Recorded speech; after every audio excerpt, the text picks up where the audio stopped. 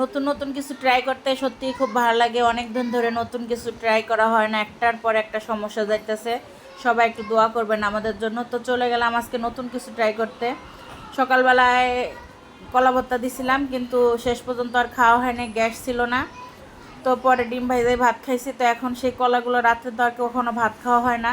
তো চিন্তা করলাম কিছু একটা তৈরি করি, হয়তো বা যদি খাওয়া যায়।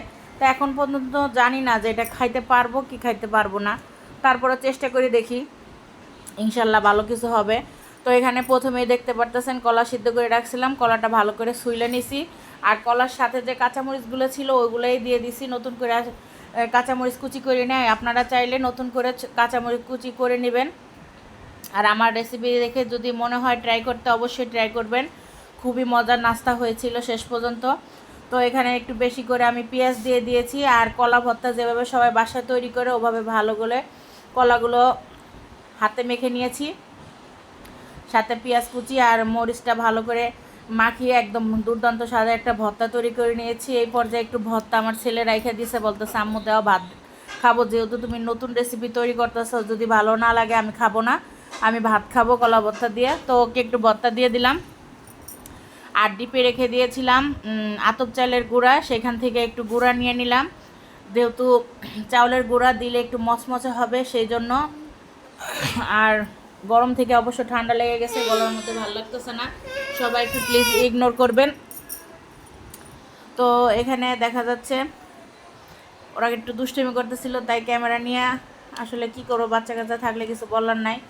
তো আমি ভর্তাটা হাত দিয়ে ভালো করে মেখে নিয়েছি, দেখেন এরকম একটা শক্ত ডো তৈরি হয়ে গেছে। ওই যে চাউলের গুঁড়া দিয়েছি তো এই জন্য। আর আমি আগে থেকে কিন্তু তেল গরম দিয়ে দিয়েছিলাম চুলায়, তো তেলটা গরম হয়ে গেছে।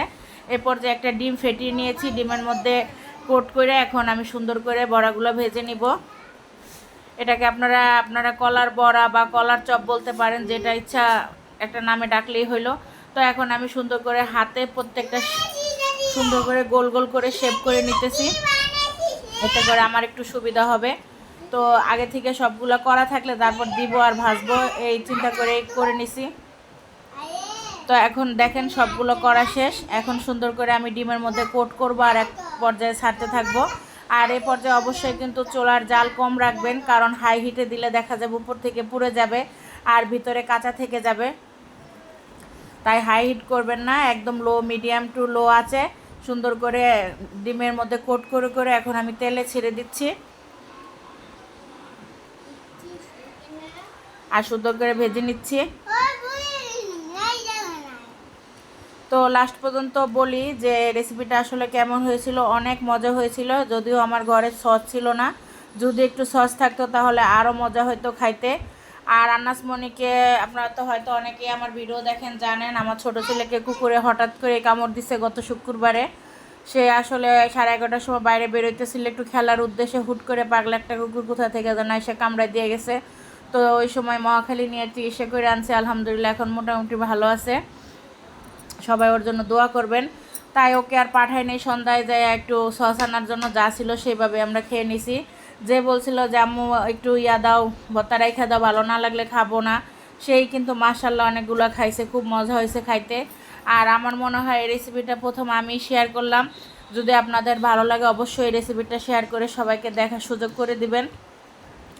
আশা করি খারাপ লাগবে না, আপনাদের কাছেও বানিয়ে খেয়ে দেখবেন। তো এটা আস্তে আস্তে ভাজতে হবে, না হলে পুড়ে যাবে। দেখেন কত সুন্দর একটা কালার আসছে। আমি প্রথম খোলাটা ভেজে নিয়েছি, এবার দ্বিতীয় খোলাটা দিয়ে দেবো। একইভাবে সুন্দর করে ডিমে কোট করে করে আবার সুন্দর করে ভাজবো ভেজে। এখন সন্ধ্যার সময় আমরা সবাই মিলে একসাথে নাস্তা করব। আর আমার বাচ্চারাও খুব পছন্দ করছে খাওয়ার জন্য। আর আমার বড় মেয়েটার উদ্দেশ্যেই আছে কলা সিদ্ধ করছিলাম সকাল থেকে, তার পেটটা একটু ভালো না, নরম নরম, তাই ভাবলাম তাকে খাওয়াবো। কিন্তু শেষ পর্যন্ত ভর্তা তৈরি হয় নাই, হয়েছে চপ। আসলে মানুষ যেটা চায় সেটা হয় না, আল্লাহ রিজিকে যেটা রেখা দিছে সেটাই আপনি পাবেন। তো একটা রেসিপি করতে যে অন্য একটা রেসিপি করেছি, আশা করি আপনাদের সবার পছন্দ হবে এবং আমাদের কাছেও খুব ভালো লাগছে। তো আজকে আর কথা বাড়াবো না, অনেক কথা বলে ফেলছি। তবে আরেকটা কথা বলি, এই রেসিপিটা যদি আপনাদের পছন্দ হয়ে থাকে অবশ্যই শেয়ার করবেন, অন্যকে দেখার সুযোগ করে দিবেন। খেতে কিন্তু অনেক মজা হয়েছিল। আর আপনারা এটা সন্ধ্যার নাস্তা ইচ্ছে করলে বানাতে পারবেন খুব অল্প উপকরণে। তো আপনারা থাকেন, এখন আমরা খাওয়া দাওয়া করি। ইনশাল্লাহ এর পরবর্তীতে আবার কখনো কোনো নতুন রেসিপি নিয়ে আপনাদের সামনে অবশ্যই হাজির হব। আসসালামু আলাইকুম।